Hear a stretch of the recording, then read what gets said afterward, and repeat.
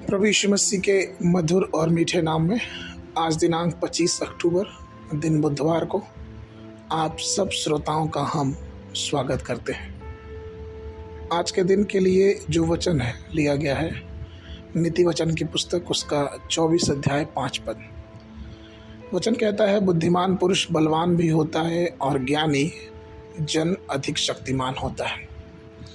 प्रियो, सबोपदेशक की पुस्तक में हम पढ़ते हैं कि एक छोटा सा शहर था जिसमें कुछ लोग थे और एक बड़े राजा ने उस पर चढ़ाई करके उसे घेर लिया और उसको चारों ओर से बड़े बड़े फांदे लगा लिए। लेकिन उस शहर में एक कंगाल बुद्धिमान पुरुष पाया गया और उसने अपनी बुद्धि से नगर को बचा लिया।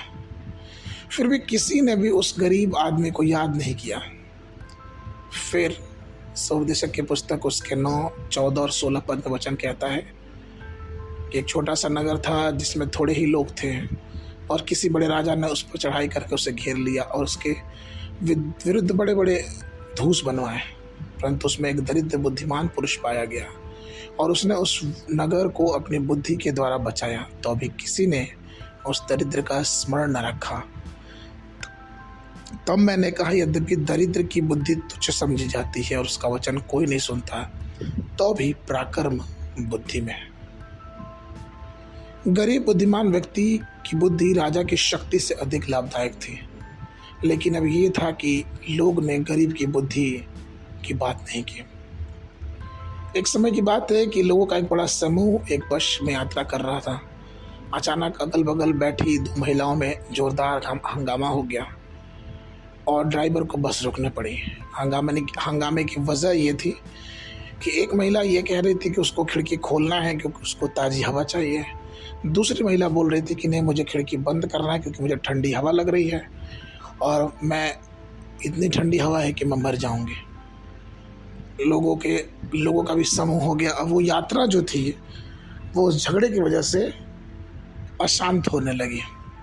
उसी में एक बुद्धिमान पुरुष था, उसने शांति से चुपचाप खड़ा हुआ और बहुत देर इन सब बातों को देखने के बाद उसने कहा कि ऐसा है कि हम एक काम कर सकते हैं कि पहले आधा घंटा खिड़की खोले रखते हैं और हम देखते हैं कि किस प्रकार से ये जो महिला है ये ठंडी हवा से बुखार पड़ता है, कैसे मरती हैं, और फिर हम आधा घंटा खिड़की बंद रखेंगे ये देखने के लिए कैसे दूसरी महिला को अगर हवा नहीं मिलता है तो कैसे सांसें फूलती हैं। ये सब बातें सुन के सब लोग चुप हो गए और फिर उन्होंने बड़ी बुद्धिमानी से अपनी यात्रा को चालू किया। प्रियो, ऐसी कुछ घटना नबूकदनेस्सर के समय में पाते हैं कि नबूकदनेस्सर ने एक स्वप्न देखा और उसने कहा कि सब बुद्धिमान लोग आए और मेरे स्वप्न को बताया, उसका अर्थ भी बताया। अगर ऐसा नहीं होगा तो मैं उनको मार दूंगा। लेकिन दानियल के पास दिव्य बुद्धि थी। वो राजा के पास गया और वहाँ जाके उसने समय मांगा। उसने परमेश्वर से प्रार्थना किया और परमेश्वर ने उसको सपने बताया, उसके अर्थ भी बताया। और इस प्रकार से दानियल की बुद्धि से बाबुल देश के ज्ञानवानों की रक्षा हुई। प्रियो, बुद्धिमान व्यक्ति हमेशा ही बलवान होता है, चाहे वो छोटा हो वो बड़ा हो। लेकिन बुद्धि की आवश्यकता हमें होए और इसलिए हमें चाहिए कि हम परमेश्वर से बुद्धि मांगे जो बिना उलाहना किए हमें देता है। मनन के लिए सबोपदेशक की पुस्तक उसका 7 अध्याय 19 पद। बुद्धि ही से नगर के 10 हाकिमों की अपेक्षा बुद्धिमान को अधिक सामर्थ्य प्राप्त होती है।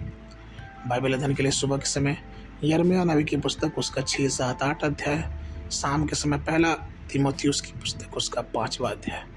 परमेश्वर आप सबको आशीष देवे।